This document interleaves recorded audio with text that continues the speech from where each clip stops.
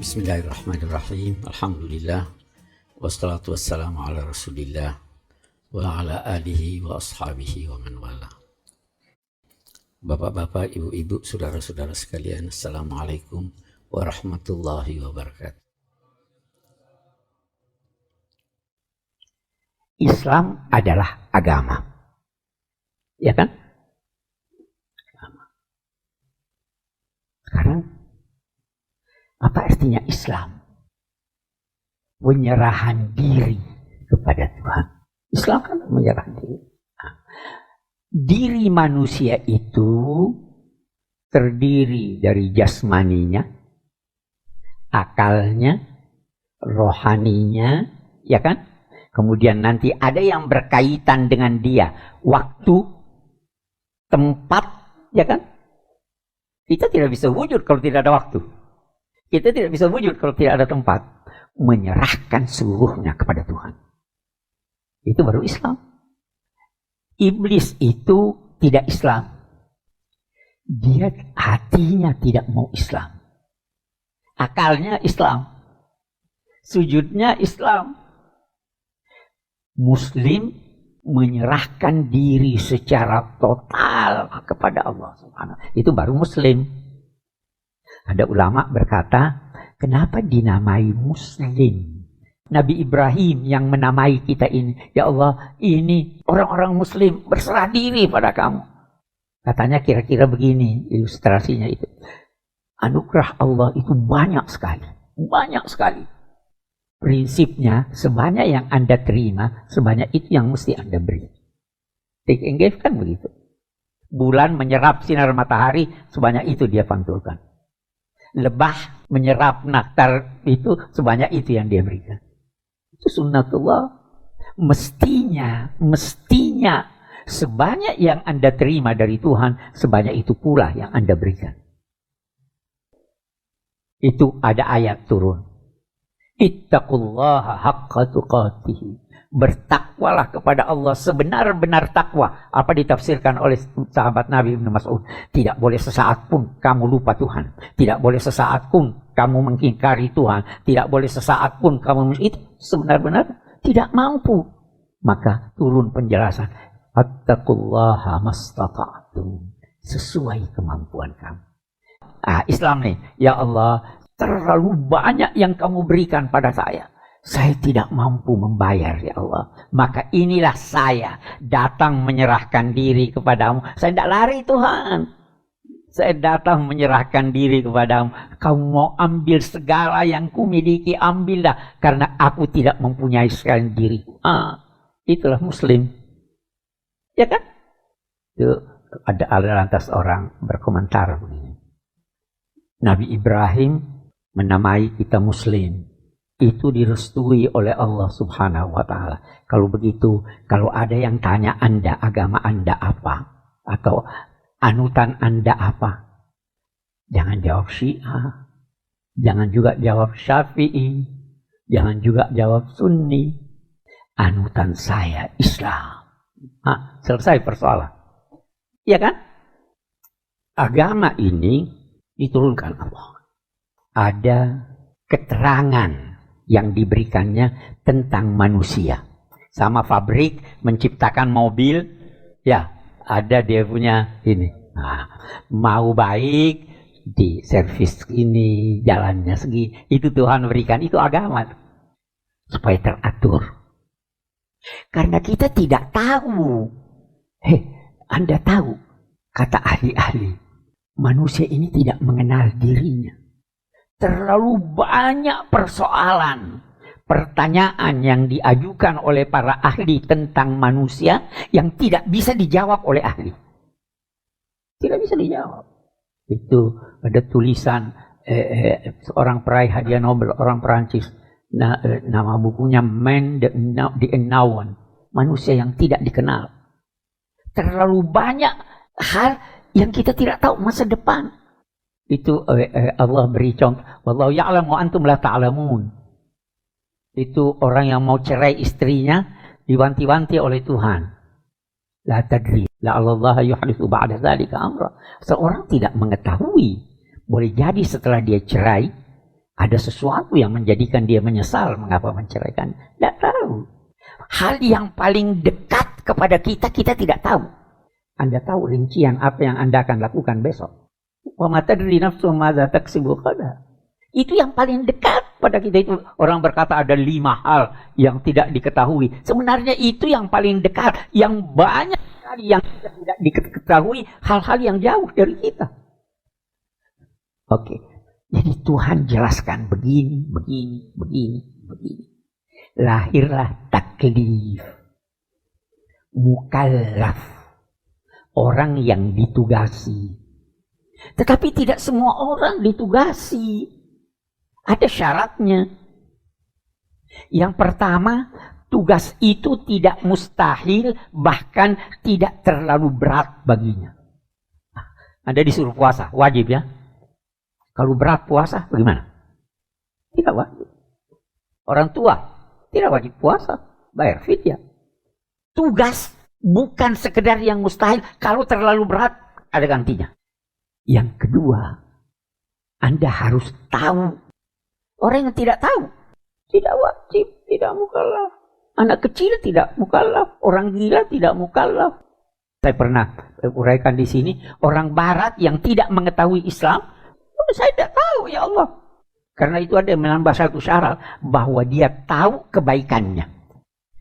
Orang barat, kata Syekh Azhar, yang dia tahu tentang Islam itu buruknya, dia tidak mau.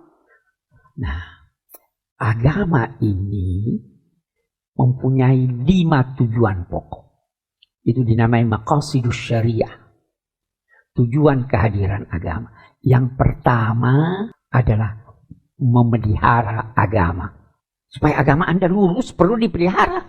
Karena itu Allah menjelaskan akidah. Nah, itu di situ lahir penjelasan tentang akidah. Itu agama, syariah, akhlak. Tujuan agama ini mau dipelihara. Untuk dipelihara Anda harus tahu bagaimana memeliharanya. Akidah harus dipelihara. Ada setan tuh yang mengandung. Agama datang menjelaskan. Yang kedua, memelihara jiwa. Jiwa dipelihara. Karena itu dilarang membunuh. Karena itu disuruh memelihara kesehatan. Kan agama begitu. Itu tujuannya. Yang ketiga, memelihara akal. Karena itu narkoba tidak boleh. Minuman keras tidak boleh. Itu rinciannya, sebenarnya tujuannya ke sana. Yang keempat, memelihara harta. Karena itu dilarang mencuri. Karena itu ada sanksinya. Tidak boleh korupsi, ya kan?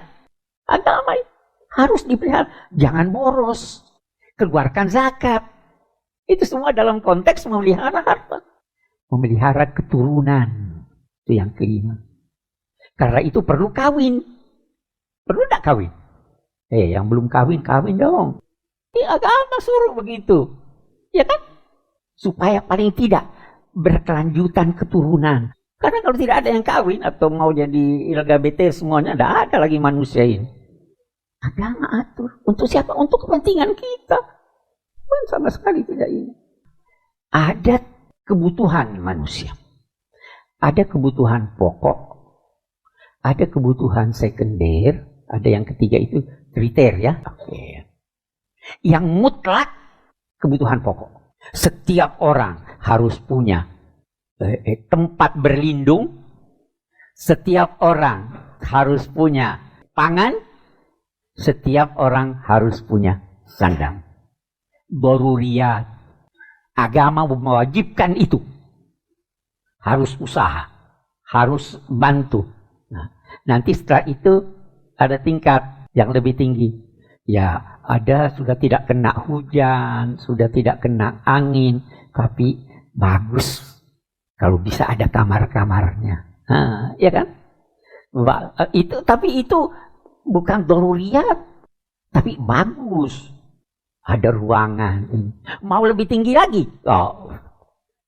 Rumah mewah. Ada TV-nya, setiap orang punya kamarnya, itu tidak mutlak.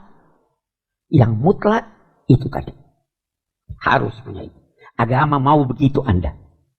Usahakan atau bantu orang lain supaya itulah agama. Saya kembali. Beragam kan? Ibadahnya saja. Kita jangan dulu pakai yang lain. Ibadah itu ada ibadah mahdhah, ibadah murni, ada ibadah non murni. Salat itu ibadah murni. Caranya bagaimana? Beda-beda enggak? Bagaimana? Kenapa bisa beda-beda? Imam Malik berkata Al-Fatihah itu 7 ayat tidak termasuk bismillah. Ya kan? Imam Syafi'i berkata 7 ayat masuk bismillah.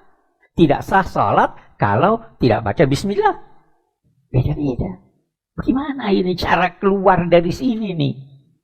Salah satu caranya adalah Nabi mempraktekkan beraneka ragam cara. Ketemu kita nih.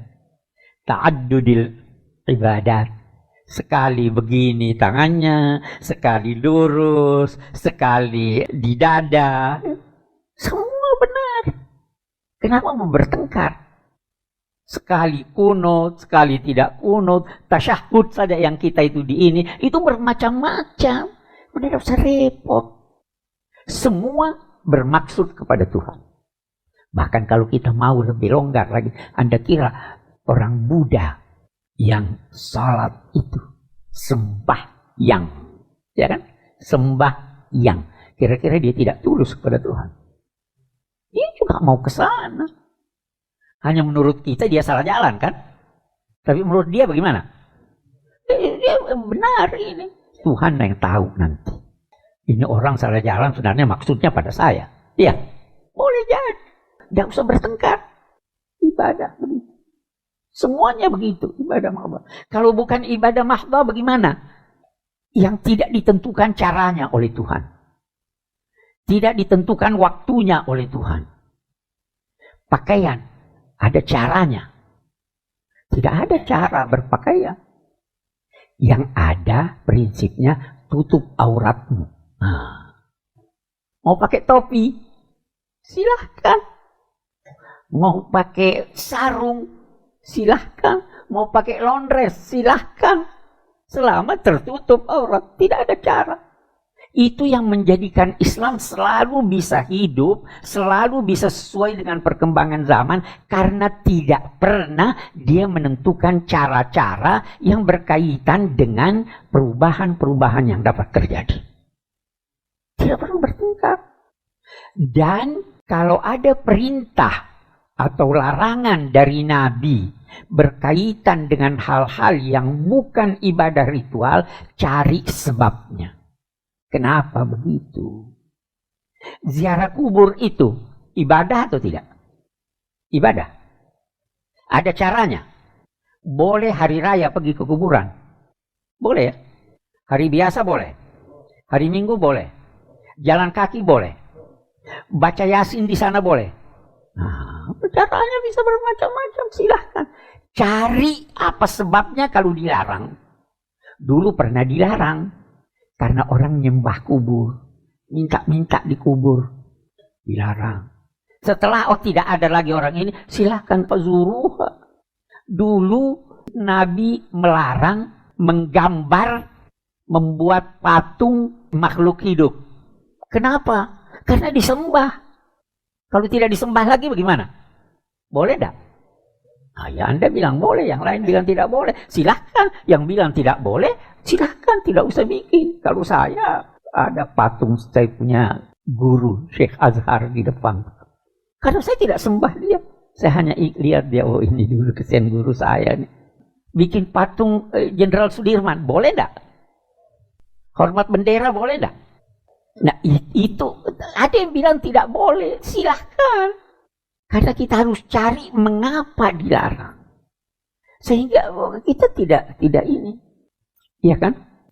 Oke. Silahkan deh, saya tidak mau berkata ini salah, itu tidak. Dia juga punya dalil. Silahkan deh. Yang saya anut tidak begitu. Yang saya anut apa? Nah, ini. Saya belajar di Al-Azhar. Saya sudah belajar agama ini, katakanlah yang serius itu kira-kira sejak saya usia 10 tahun. Ayah saya, kalau sebelumnya itu kita hanya disuruh ngaji. Biasa ayah itu habis maghrib duduk diajar mengaji, terus baca ratib, salat isya, terus disuruh lagi, ayo masing-masing lanjutkan bacaannya. Ayah turun kami di loteng. Nah, kalau dia dengar dari bawah ada yang ribut-ribut, ketawa-ketawa, dulu kita punya palang pintu. Jadi palang pintu itu digedor ke atas. Umur 10 tahun sudah begitu. Sampai sekarang. Saya tahu, saya belajar banyak pendapat. Di buku yang ini saya hanya kasih satu pendapat. Saya tidak mau orang bingung. Tapi di buku-buku saya yang lain bermacam-macam pendapat. Ada yang begini, ada yang begitu, ada yang begitu. Hasil belajar. Katakanlah 60 tahun belajar. Saya bilang, saya tidak tahu apakah saya masih bisa menulis buku setelah ini atau tidak. Tapi supaya orang tahu, saya selalu ingin menghimpun. Saya selalu tidak ingin orang bertengkar. Saya selalu ingin sunnah Syiah itu bergandengan tangan. Tapi saya justru dituduh Syiah, tidak apa-apa. Ya kan? Saya dituduh tidak mewajibkan jilbab, tidak apa-apa. Itu karena dia tidak baca buku saya. Ya kan? Nah, jadi saya terangkan, ini Islam yang saya anut. Ada 8 mazhab. Terkadang saya tidak pakai mazhab Syafi'i. Di pesawat, saya tidak pakai mazhab Syafi'i kalau saya mau. Ya kan? Saya pakai mazhab lain. Saya belajar. Ada pendapat Syafi'i, dan saya katakan, oh ini kurang tepat ini. Saya pelajari. Alhamdulillah. Saya terangkanlah apa yang saya anut.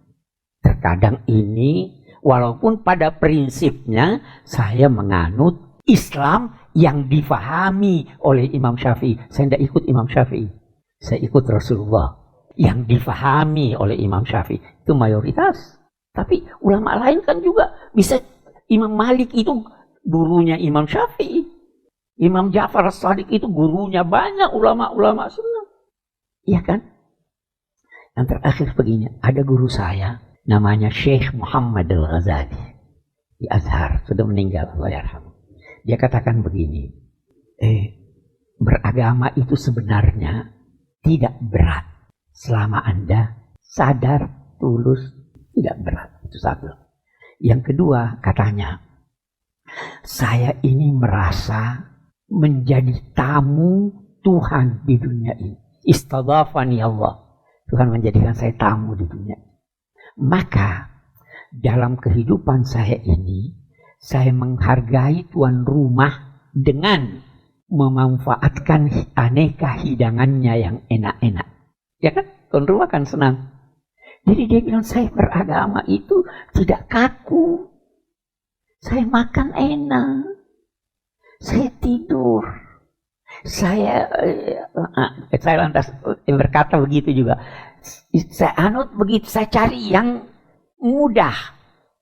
Selama masih boleh, kenapa kita mau cari yang susah? Ya kan?